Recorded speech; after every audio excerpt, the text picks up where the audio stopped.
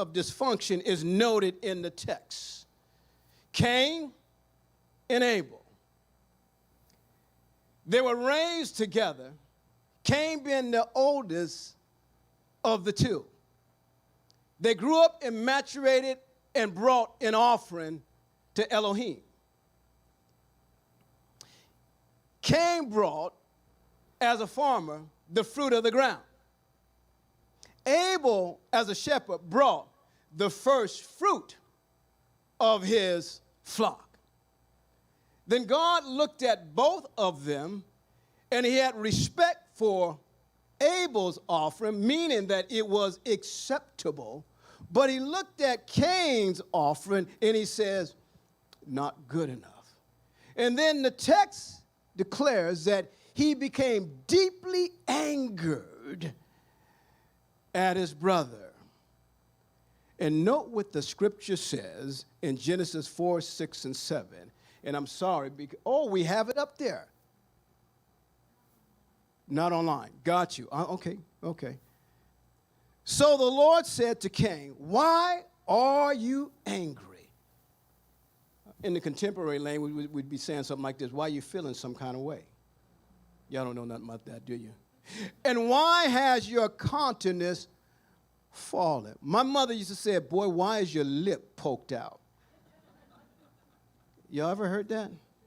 Or why are your jaws tight? My granddaughter, when she gets mad, her jaws get tight. And I said, why are your jaws tight? She tightens them even more. If you do well, will you not be accepted? Question. And if you do not do well, sin, dysfunction, lies at the door. Watch this. And his desire is to do what? And his desire is for you, but you should do what? The minute he began to emote emotionally with anger, God said, I gave you ability to put that thing in check.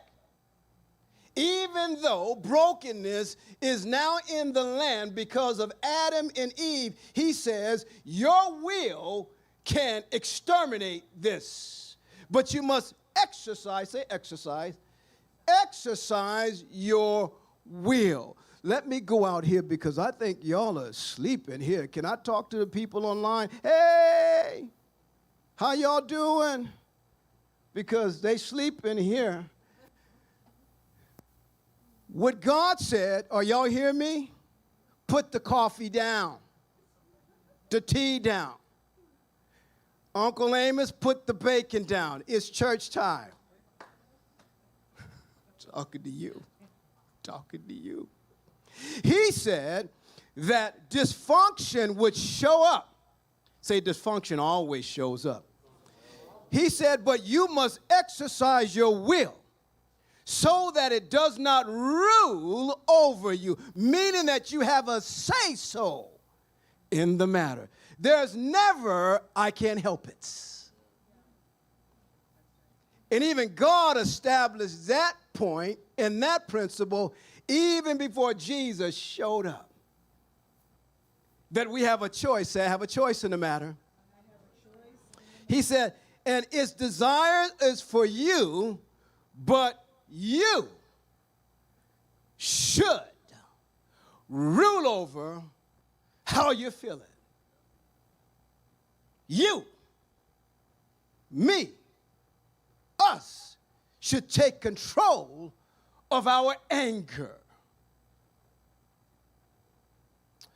Because Cain didn't rule over his deep anger, God help us, he rose up and killed the brother that he was raised with. They both came from the same mama and the same daddy. And Cain created the first heartbreaking situation in God's new order. Can you imagine having two sons and you're the mother and you breastfed both of them? And then one rises up and kills another one, and they both came out of your, can you imagine the pain that that mother must have felt? Could you imagine the anger that father must have felt? That they're all flesh and blood, not somebody outside of the family, somebody within the family, flesh and blood, rose up, doesn't say how he killed them, but he took his brother's life. That's what dysfunction will do. It will take the life of the people that you love. That's just how powerful it is. Let me give you a definition of dysfunction, because I know, I'm feeling this, I know that I'm talking to a whole lot of functional people. I know that. And I happen to be one of those who are dysfunctional, but with the ability and the grace of God to function even in my dysfunction. I know that's just me. I know it is. I know it is. I know it is. I know that none of you all are dysfunctional.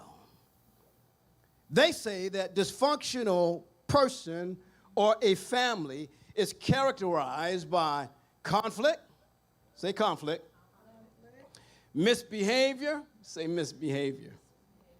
Or abuse. Say abuse. When a person or family is marked by constant tension, you ever been around people who are always mad? Filled with neglect, unrestrained screaming. I grew up in a home where my family did not know how to say, would you please do X, Y, and Z? No. My mother was a yeller. We'd be downstairs, she'd be upstairs, and she would call me, man. She would say, Jojo, you better. And we jumped to it. That was the first call. Now, I can get it. I understand it. If I'm ignoring it, then you yell. But my mother was a yeller right off the top. You ever been raised around yellers? Jesus. Right now, my wife would tell you, she'll tell you, 33 years, I do not like people to yell at me.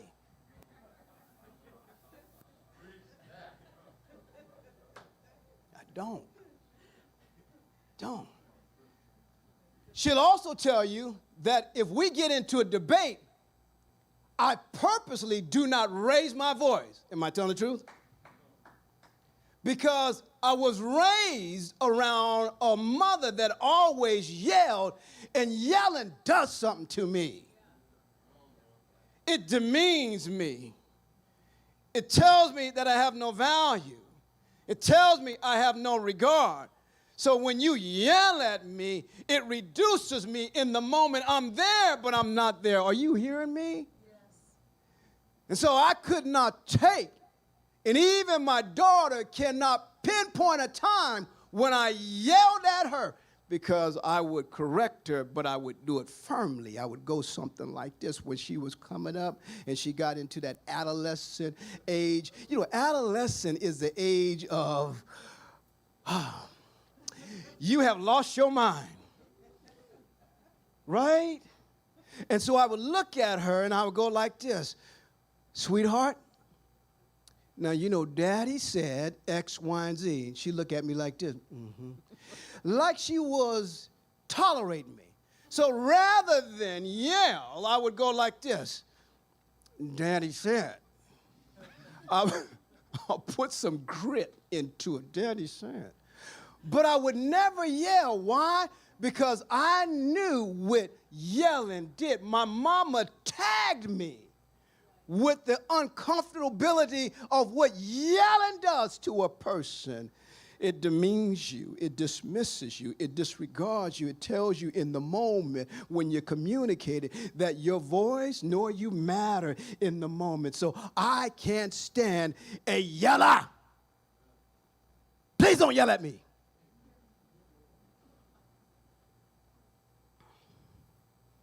Y'all sound like you've had that same experience. When a person or family is marked by constant tension, filled with neglect, unrestrained screaming, and other forms of emotional or physical mistreatment, it is called dysfunctional. Let me tell you what, because tag, you're it. Dysfunction can never stay to itself as much as you want to think that it can. It always gets on somebody else, whether you intended it to or you didn't. It's like this. Can I show you? I never thought I'd get to a point that I would demonstrate a sermon by blowing up a balloon. But you do what you got to do to undergird the point so that the point has a bite and then it is conveyed and translated, right? So here it is, here it is, here it is. Can I stand by you? You don't mind if I stand by you, do you? You don't mind that at all? We're friends, right? And we hang out together. We've shed a few tears together.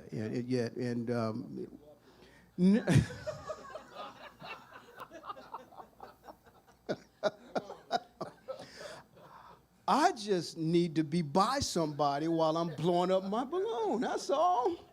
Thank you for willing to have your boys back. I'm going to tell Linda on you. Here it is. Here it is. Watch this. Whew. You know when you get old, right? I used to do that and just bounce right back. But can I just lean a little bit? Conrad, don't laugh too hard. Okay.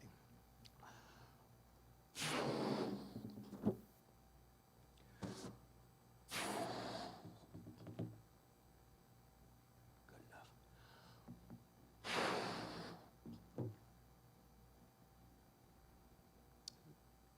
You concerned?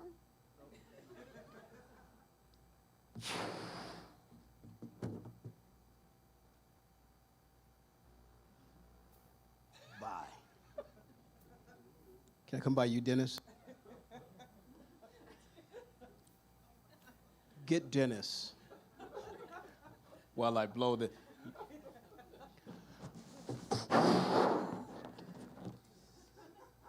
What's the matter? Huh? Are you concerned? Because I saw you go like this. Is he concerned? I think he is.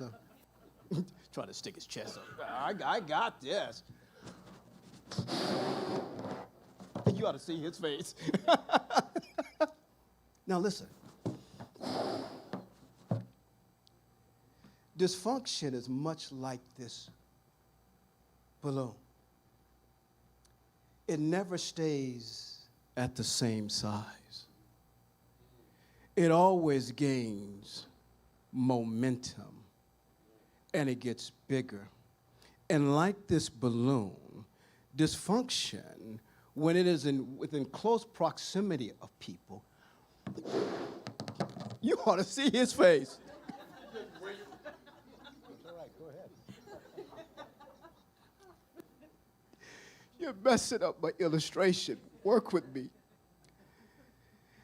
It makes other people cringe. Did you get that? It makes other people feel uncomfortable. Did you get that? It makes other people it makes other people uncomfortable. You know why? It's the obvious. At some point, at some time, what's going to happen? It's going to pop. And that's what dysfunctional behavioral does. At some point, you ought to see Linda's going, God help us.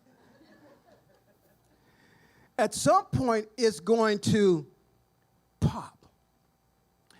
And when dysfunction is not given the right to arrest itself by accountability and honesty, Any dysfunctional people in here? I bet nobody raised their hand now. About 15 minutes ago, people were, I'm humble.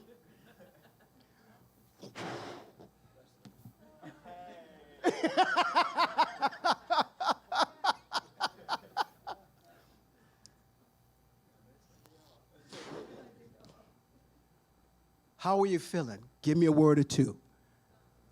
Huh? Someone said, stop. That's so good. Give me another word. I wish you guys were here, but we're hoping you get better. What else? Someone said, tense. Someone said anxiety. Someone.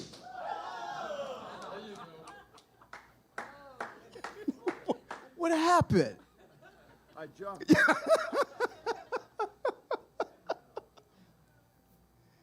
Now listen, that's a humorous way to get a salient point across that dysfunction makes the best of us feel uncomfortable, makes the best of us cringe, because we don't know when they're going to explode, right? We know they will.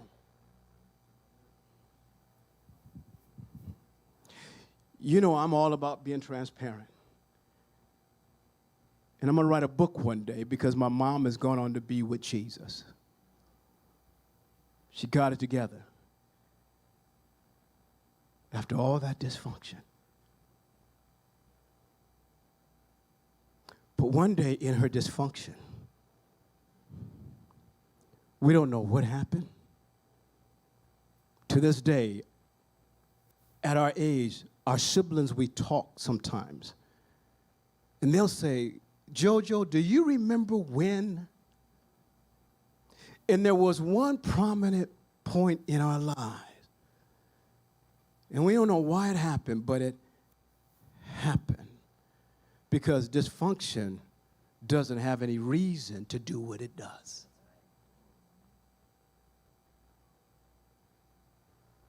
My lovely mother got up one day and decided to whip us for no reason at all. She just went down the line. We couldn't understand it. I know when I do something bad, but I was whipped. In the morning that happened, and then in the afternoon it happened again. She locked us all in the room. Then day two came.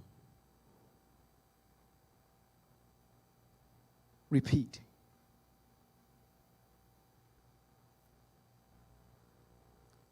Day 3. She whipped us again. We didn't know why for 3 days. Tag, you're it. Because dysfunction can't stay to itself. It reaches out and makes you an it person in the worst possible way. You can't imagine the anger that I felt. 3 days in that anger lived way beyond 3 days of being beaten for reasons I could not even today explain to you.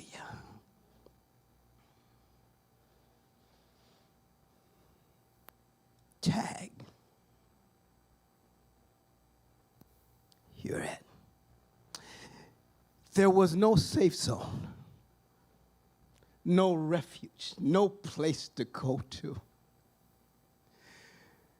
We just had to take it.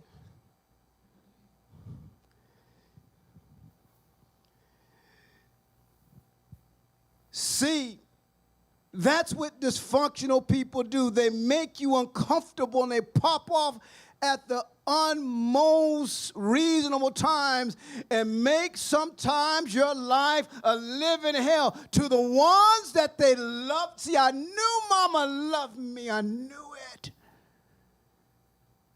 But what I did not know is that someone tagged her. She became it.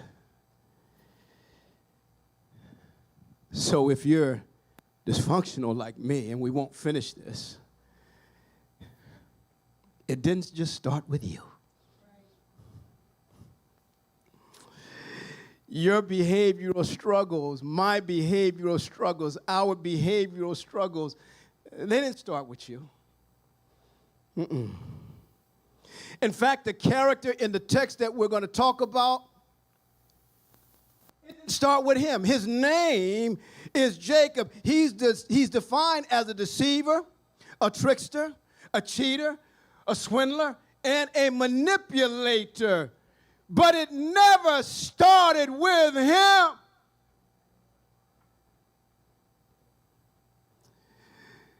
See, his granddaddy was Abraham, and his father was Isaac. And both of them were liars, called by God, but liars.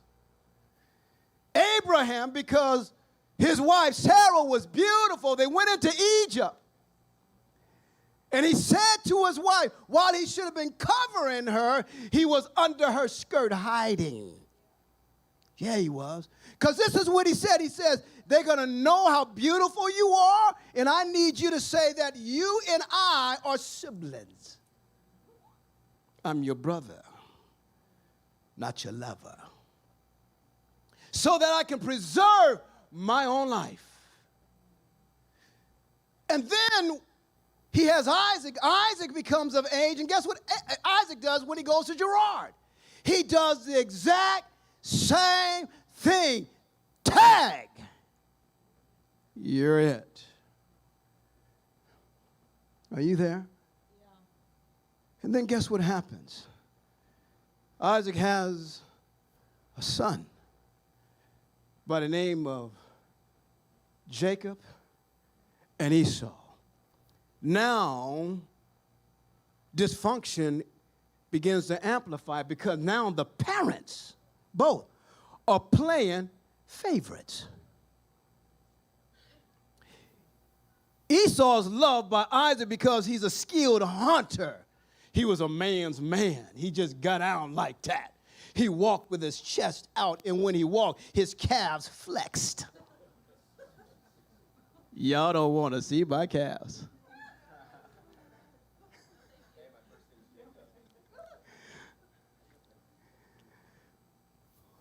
But Jacob was always around the tent, learning how to do Martha Stewart stuff, cooking. And Rebekah loved Jacob more than she loved Esau. And Isaac loved Esau more than he loved. You talk about a recipe for dysfunctional disaster if ever I saw one. And so it didn't just start with him, but when you're raised in an environment where dysfunction becomes the norm, where you function in dysfunctional, it gets on you, tagged, you're it. And so because he was deeply dysfunctional, he tricked his brother out of his birthright and then deceived his own daddy. He picked up the tendencies. He worked like the proclivities that his daddy worked with, right? And he's deceived his daddy and told his daddy, I am Esau. And he stole his brother's blessing. And when Esau found out, Esau said, if it's the last thing I do, I promise you, right after we have repast and we have some Jewish stew and they put daddy away, oh, I'm going to take your life. Because when you've been tagged by it, it amplifies. It gets bigger and bigger and bigger and bigger. Are you there? And this brings me to our text. And I'm going to read it just for context, not for exegetical purposes. And I'm going to ask you to stand.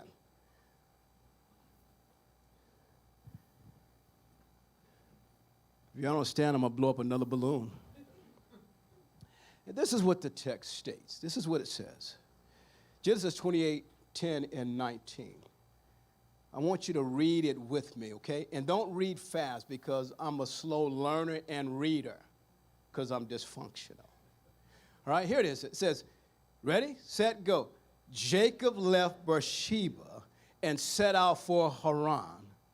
When he reached a certain place, he stopped for the night because the sun had set. Go ahead, read.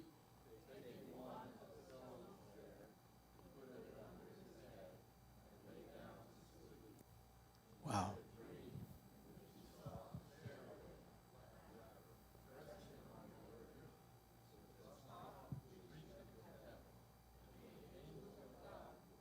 Mm.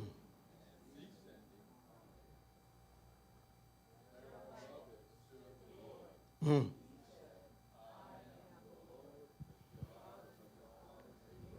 Jesus.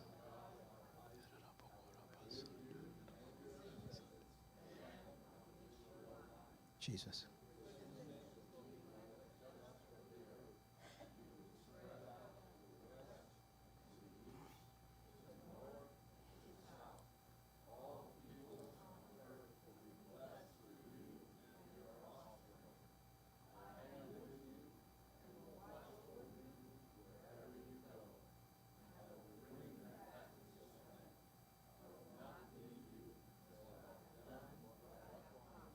Mm.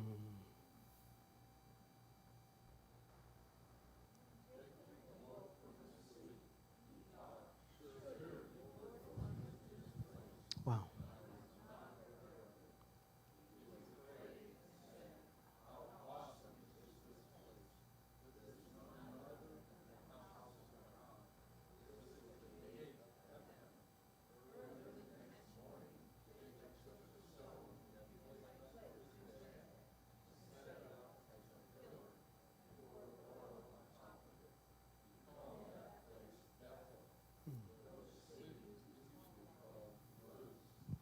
Have a seat in the presence of God. Thank you for being so obedient.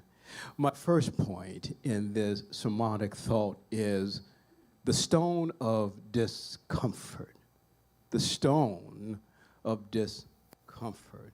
Jacob, exhausted from his trip, finds a stone and places that stone under his head. Can I tell you that dysfunction will always, say always, create an uncomfortable life for you and also for others. I just told you how that story about my mother created an uncomfortable life and experience for us and my siblings, right? Have you ever heard of the following phrases? Caught between a rock and a hard place. You ever heard that before? That means that your situation, my situation, our situation is impassable, not possible. You can't work it out. You have no way out. This is the fruit of what dysfunction will do to you. Let me give you another. What about my business or marriage is on the rocks? You ever heard that? My marriage, my friendship is on the rocks. We're talking about stones of discomfort. That means it's experiencing severe problems, and the likelihood of its lasting will not happen. Meaning that our marriage, the business, is going to be obliterated on the rocks of disappointments. And let me give another one, because y'all are not, I wish my girl was here and she put a handkerchief up and say, "Preach it, PJ, preach it." I feel like I'm in a Presbyterian church. I'm waiting for some smoke to come out. Yeah, somebody with a long robe or something to come out. Thank you. Make me feel at home. Have you heard this one? I hit rock bottom. Means that you have gotten yourself, I've gotten ourselves, we've gotten ourselves into a hopeless, difficult situation that leaves that person feeling depressed. Jacob hit rock bottom. Oh, God. Say, bring on the rock bottom. Say that. Bring on the rock bottom. And y'all are looking at me like, why would he tell us to say something like that? Because what I've learned is that our rock bottom, my rock bottom, your rock bottom becomes the place, say the place, where God can speak to us about a new beginning. Sometimes we have to run out of all that we know so that God can begin a new work. Are you hearing me? Here it is. I'm kind of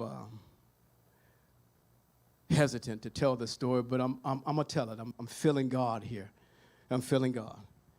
Say providence can use all of it. Say that. Providence can use all of it. God will take the pain of our bad choices, the pain of our mistakes, to introduce us to a new beginning. Am I in the Bible?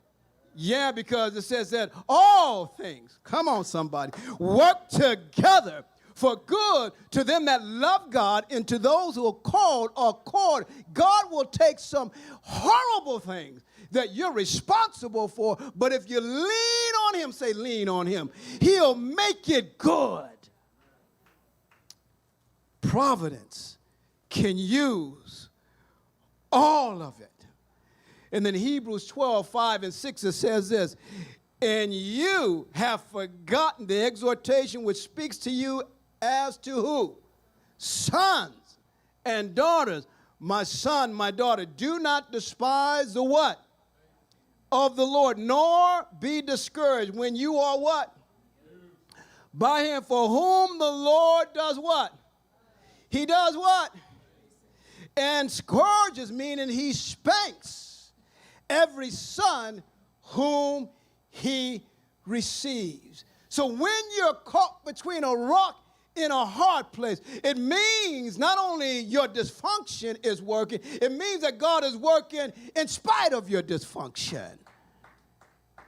He can use it all. Yeah.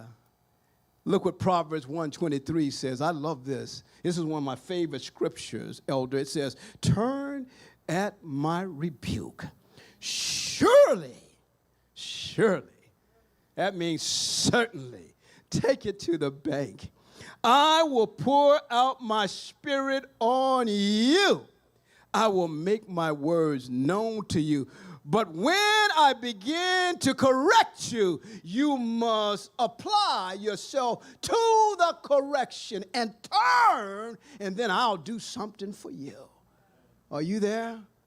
Okay. We were raised in an extremely dysfunctional home. God. And my sister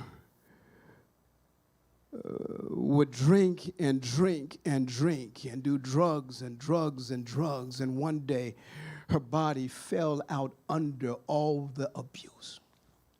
Collapsed. Rushed her to the hospital.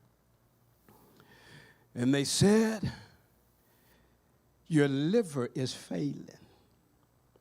And within 3 to 4 days, we're at St. Luke's every single day. She lapsed into a coma. She was suspended between the natural world and another dimension. Let me say that again. She was suspended between a natural world where she'd done all the damage, and now she's hanging in between that life and the life to be. Are you with me? My sister. Over 30 days, and the doctor comes, and the doctor tells us, the doctor says, call your mom. I called mom, and this is what the doctor said. Get ready because we've given her all the transfusions we can. Her body can't hold it. It's going right through. She's not going to make it. Dysfunction will take your very life. So what happened? I went home. I got into a closet. I got into a fetal position.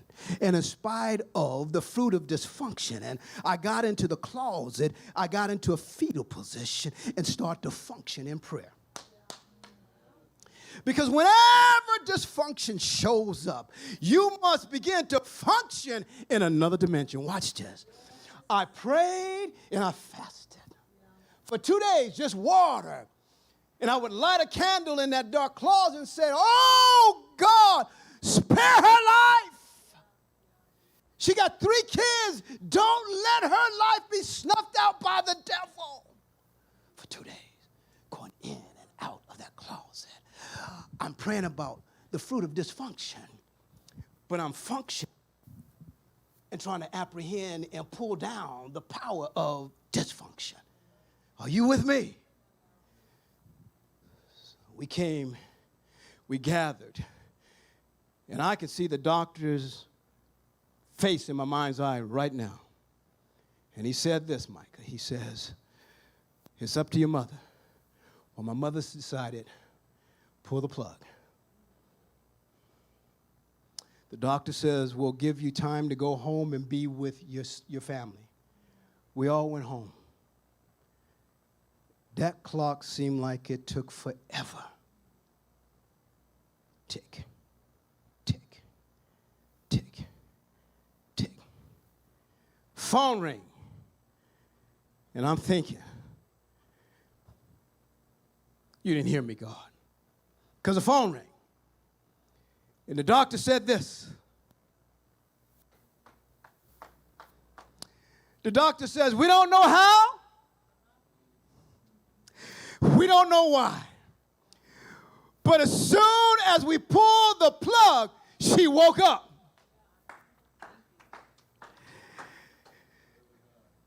And then we rushed back to the hospital. And the doctor says she can't talk to you because her muscles in her face have gone flat. 2 days passed. Oh, God, I'm not going to finish this. 2 days passed. 3 days passed. We all circled around the bed, all of us. I'm the only one that's functioning. Hey, glory be to the Lamb of God.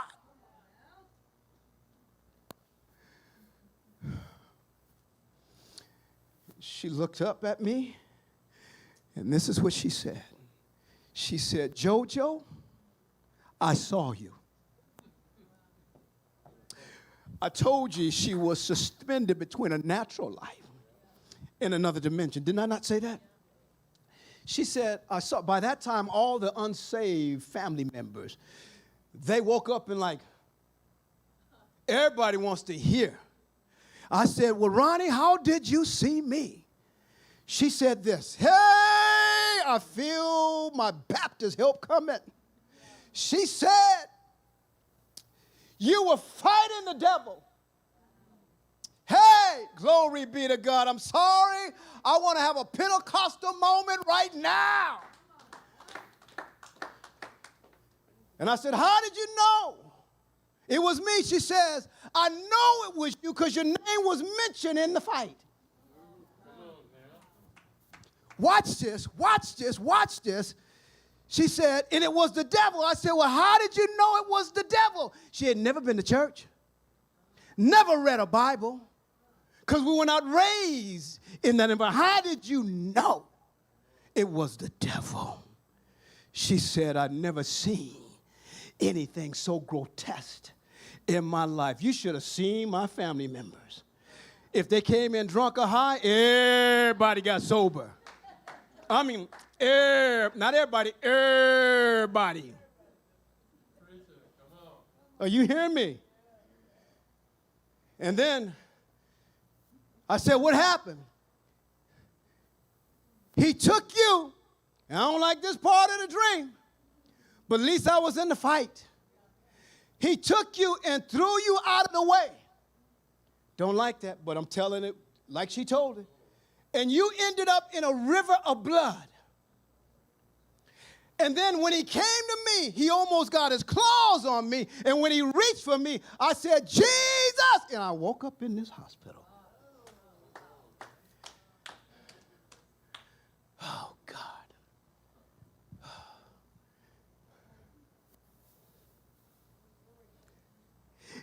Even after that,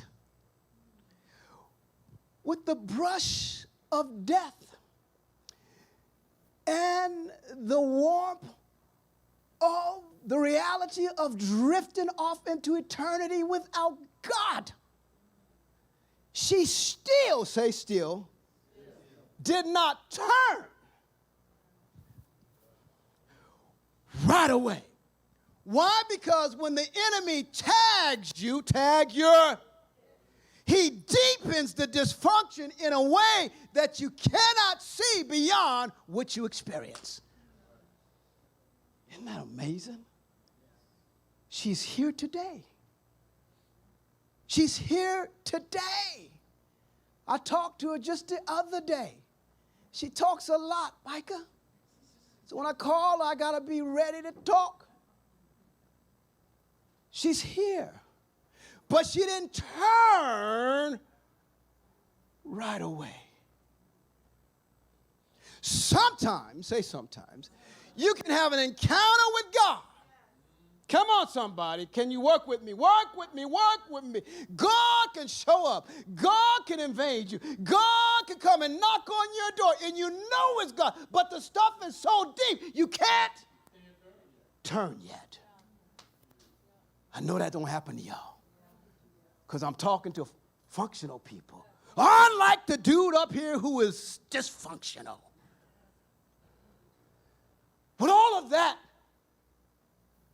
she could not say yes to the Savior because she sat at the table and ate every day dysfunctional meals. And then God had to put her in a sleep to speak.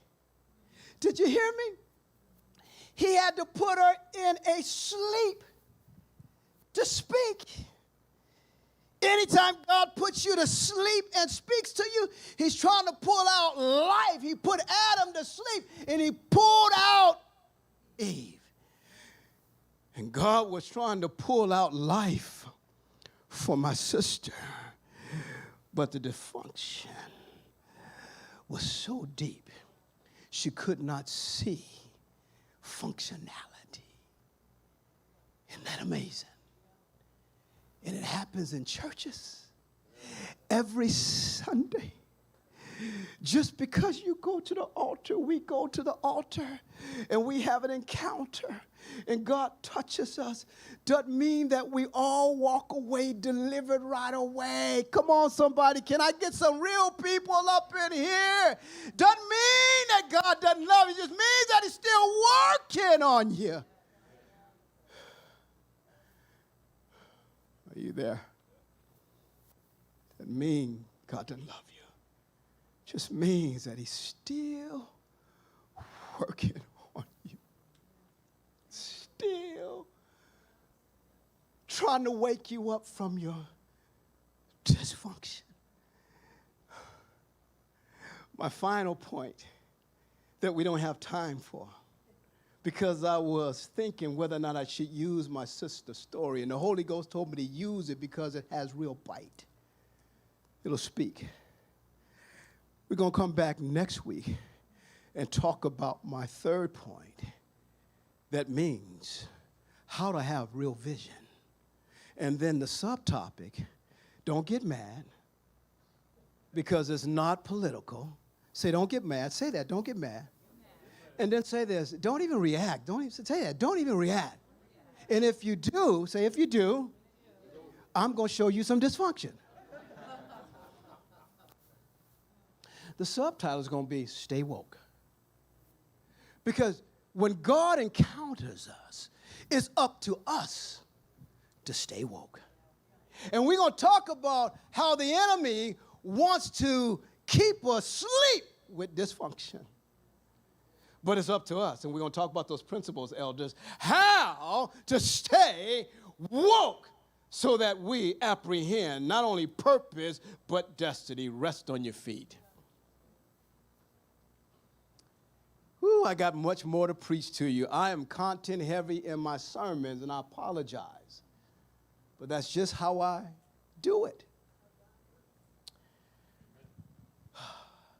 Now listen, I don't want to do, and we never want to do altar calls for the sake of altar calls. But if I was able to get to my next third point, we would have been talking about how he established an altar. Because you have to mark the spot where God touches you. Because if you don't mark the spot, the enemy will steal. Yes, he will. He'll steal the experience or cause you to believe that God did not really speak to you or touch you. And he spoke to Jacob and he touched him. And Jacob marked the spot. And I don't know if there's some people that feel like they need to mark the spot. Come on, somebody. I feel my Baptist happening to me right now. Come on, come on, come on, come on. Yes, yes, yes, yes. If that's you and you need God to touch you, encounter you, so that you can mark the spot, so that when you leave here, the enemy says, oh, that wasn't real. Get back in your hoopty. Turn around and say, no, I want to show you where he touched me. Right here, he touched me. Get thee hence, devil. So if that's you, meet me at the altar. We just want to touch you. We want to pray for you. Amen. Come on, don't be ashamed. Don't be scared. Don't be ashamed. If that's you, let me pray for you.